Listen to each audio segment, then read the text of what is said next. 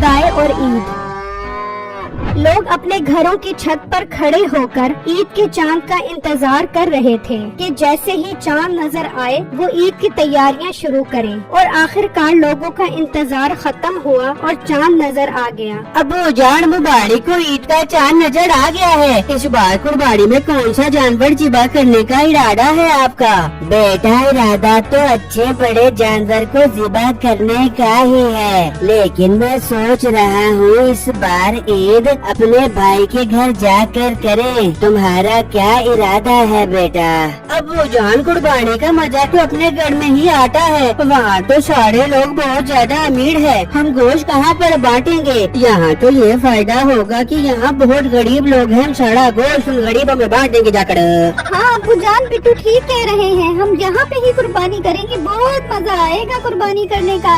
उसी गांव में एक और फैमिली भी थी जिससे सिर्फ लोगों को दिखाकर कुर्बानी करने का शौक था। अरे सुनते हो, चांद नजर आ गया है, अब ऐसे ही बैठे रहना है या कुर्बानी के लिए भी कोई जानवर लेकर आना है? हाँ हाँ, जरूर लेकर आएंगे कुर्बानी के लिए जानवर। तू परेशान क्यों होती है? मैं तो ये बात सोच सोच कर परेशान हो रही हूँ कि इस बार आपके पास पैसे तो है नहीं, तो कुर्बानी का जानवर कहाँ से लेकर आओगे? फिक्र न कर, मैं इस बार मीठे भाई को बोलूँगा कि आप मेरे हिस्से के पैसे दे, फिर बाद में मैं आपको दे दूँगा। ठीक है, अब जल्दी से जाकर बात करो उससे। फिर वो दोनों मियाँ बीवी मीठे के पास आते हैं। मीठे भाई, चांद नजर आ गया है, कौन सा कुर्बानी का जानवर लेना है इस बार? भाई, हर बार की तरह बड़ी गाय खरीदेंगे, छोटा जानवर ले तो उससे इज्जत का सारा फलूदा निकल जाता है। हाँ, मैं देखा नहीं था पिछली बार जो तू छोटी सी गाय उठा के आ गया था, तो कुलसूम ने कसम से मुझे बहुत बेइज्जत किया था। इस बार बहुत बड़ा जानवर लेके आई, कसम से उनकी नाक से धुएं निकलवा दे दूंगी। हाँ हाँ बेगम, तू फिक्र न कर, इस बार भी बड़ा जानवर लेकर आएंगे, तू टेंशन न ले।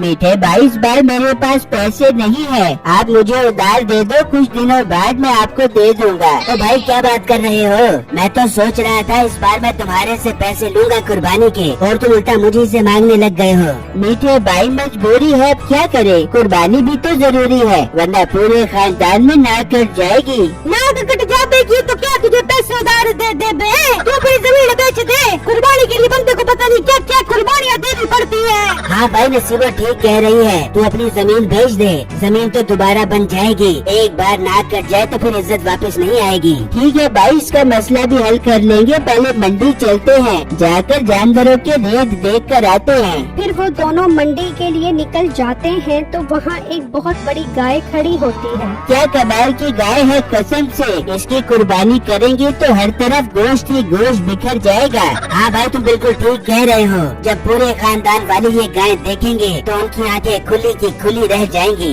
भाई क्या मांग रहे हो इस गाय का? भाई साहब, 10 लाख रुपए का है ये बेड़ा। भाई मानो कि बेड़ा बहुत बड़ा है, लेकिन इसका रेट मुनासिब करो, हम इसका सौदा बना लेते हैं। भाई 10 लाख रुपए से 1 रुपया भी कम नहीं है, इस पर बहुत खर्चा आ गया है, दूध मक्खन मलाइयाँ खिलाकर बड़ा किया है मैंने इसको, 10 लाख रुपए फाइनल है। ठीक है, हम घर जाकर मशवरा करके तुम्हें बताते हैं। ये कहकर वो दोनों वहाँ से चले जाते हैं और घर आकर मशवरा करते हैं। भाई देख ले, बहुत बड़ा बेड़ा था, जब वो बेड़ा हमारे घर आएगा तो सोच, हमारी कुर्बानी के चर्चे पूरे गांव और शहर में फैल जाएंगे, और खबरों वाले भी हमारे घर आ जाएंगे, और हम बैठे बैठे घर पर मशहूर होकर टीवी में आ जाएंगे। भाई टीवी तक तो बाद में पहुँचेंगे, जितनी इसकी कीमत है मुझे तो लग रहा है टीवी न हो जाए हमें। डरता रहेगा तो फिर कुर्बानी नहीं कर पाएगा, और अपनी इज्जत सारी खाक में ले जाएगी। मेरी बात मान, अपनी जमीन बेच दे, मैं बाद में तुझे अपने सोने का हार बेच के जमीन दिलवा दे दूंगी। अच्छा, मैं राजी हूँ जमीन बेचने के लिए, हम कल ही वो गाय खरीद आएंगे। वहाँ बिट्टू की बहन खुशी खुशी बिट्टू के पास आती है। बिट्टू भाई, अब आ रही है, आप उनके साथ जाकर कुर्बानी की गाय ले आए। हाँ, तुम बेफिक्र हो जाओ, बाबा जैसे ही आते हैं फौरन गाय लेने चले जाएंगे। चलो बिट्टू बेटा, मंडी चलते हैं गाय खरीदने के लिए। जी अब्बू जान, ठीक है, पर अब्बू जान इस बैग के अंदर क्या है? बेटा इस बैग में 10 लाख रुपए हैं, अगर हमें कोई अच्छे जानवर पसंद आ गए तो 2-3 जानवर ही खरीद लेंगे। जी ठीक है अब्बू जान, मतलब इस बार हम बहुत सारे जानवरों की कुर्बानियाँ करेंगे अपने घर के ऊपर। भाई बहुत खुशी हो रही है मुझे, मैं तो उन बैलों को खूब चारा खिलाऊंगी। फिर बिट्टू और उसका बाप मंडी के लिए निकल जाते हैं और जब वो मंडी में आते हैं तो उनकी नजर उसी गाय पर पड़ती है। वो गाय इतनी खूबसूरत थी कि उनसे उसकी कीमत पूछे बगैर नहीं रहा जाता। भाई साहब ये बेड़ा कितने रुपए का दे रहे हो? भाई जान सिर्फ 10 लाख रुपए का है ये बेड़ा। क्या 10 लाख रुपए? अब्बू जान किसी और जगह चलते हैं, ये बेड़ा हम नहीं खरीद सकते। बेटा तुम सब्र करो। हाँ भाई कोई कमी बेशी है इस बेड़े में या 10 लाख रुपए की माला जप ली है तुमने? भाई जान चीज तो देखो कितनी खूबसूरत है। कुर्बानी कर रहे हो तो पैसे क्यों देख रहे हो? और इस बेड़े पर जितना खर्चा आ गया है मुझे तो लग रहा है 10 लाख रुपए में भी ये मुझे वारे में नहीं है। ठीक है बेटो इसकी रस्सी खोलो। भाई अब ये बेड़ा हमारा हो गया है। अब्बू जान ये आप क्या कह रहे हैं? बेटो तुम चुप करो, तुम्हें मैं घर जाकर समझाता हूँ। फिर वो उसे पैसे देकर वो गाय खरीद लेते हैं और घर आ जाते हैं। हाय मैं मर गई, इतनी खूबसूरत गाय। मैं अभी अपने दोस्तों को फोन करके बुलाती हूँ। देखो बिट्टू हमने 2-3 जानवर खरीदने थे ना, तो ये बेड़ा उन 2-3 जानवर के बराबर है, इसीलिए मैंने खरीद लिया।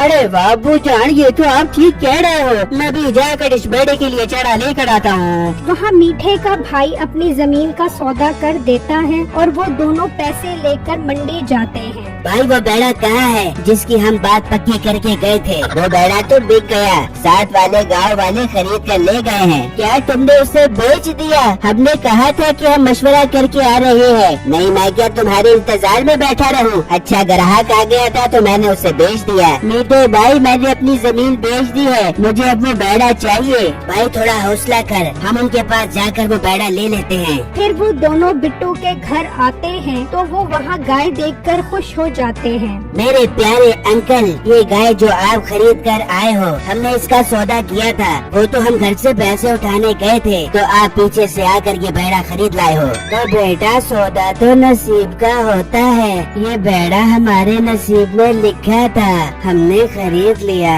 अंकल आप अपना नसीब ईद तक के लिए हमें दे दो, हमने इस बेड़े की कुर्बानी करनी है। हम आपको इस गाय के 10-20 हजार रूपए ऊपर दे देंगे। नहीं बेटा ये जानवर तो कुर्बानी का है, इसमें भेदभाव नहीं किया जाता, तुम यहाँ से जा सकते हो। ये सुनकर उन्हें बहुत गुस्सा आता है और वो वहाँ से चले जाते हैं तो बिट्टू का बाप कहता है, बिट्टू बेटा मुझे इन दोनों की नीयत ठीक नहीं लग रही, तुम कोशिश करो रात इस बेड़े के पास ही रहो। ठीक है अब्बू जान आप बेफिक्र हो जाएं, मैं रात को इस बेड़े के पास ही रहूँगा। फिर वो दोनों भाई प्लान बनाते हैं। भाई अगर घी सीधी उंगली से ना निकले तो फिर उंगली टेढ़ी करनी पड़ती है। क्या मतलब ये कि हमें आज रात को ही वो बेड़ा वहाँ से लेकर आना पड़ेगा। इस तरह हमारे 10 लाख रुपए भी बच जाएंगे और कुर्बानी भी हो जाएगी। ठीक है भाई मुझे तो बस उस गाय से मतलब है। फिर जब रात होती है तो वो दोनों वहाँ आते हैं तो उस वक्त बिट्टू गाय के पास बैठा होता है। वो दोनों वही खड़े होकर इंतजार करते हैं तो कुछ देर बाद बिट्टू की आंख लग जाती है और वो दोनों उस गाय को खोलकर ले जाते हैं। फिर जब सुबह होती है, बेटो गाय कहाँ है? अब्बू जान रात तो वो बेड़ा यहीं पर था, ये हमारा बेड़ा कहाँ चला गया है? बेटो तुम्हारी गफलत की वजह से वो गाय चोरी कर गए हैं। अब्बू जान मुझे माफ कर दे, मुझसे गलती हो गई, अब हम अपनी गाय वापस कैसे लेकर आएंगे? फिर अचानक बिट्टू की नजर जमीन पर गाय के कदमों के निशान पर पड़ती है। अब्बू जान ये तो हमारी गाय के पाँव के निशान है, अगर हम इस निशान का पीछा करें तो हम गाय तक पहुंच सकते हैं। फिर वो उनके कदमों का पीछा करते करते मीठे के घर पहुंच जाते हैं तो वहाँ उनकी गाय खड़ी होती है। वो वहीं पर पुलिस को बुला लेते हैं और मीठे और उसके भाई को पकड़वा देते हैं और गाय वापस घर ले आते हैं। इस तरह उनकी कुर्बानी की गाय भी बच जाती है और मीठे और उसके भाई को भी सजा मिल जाती है। मेरी वीडियो को लाइक और मेरे चैनल को सब्सक्राइब कीजिएगा।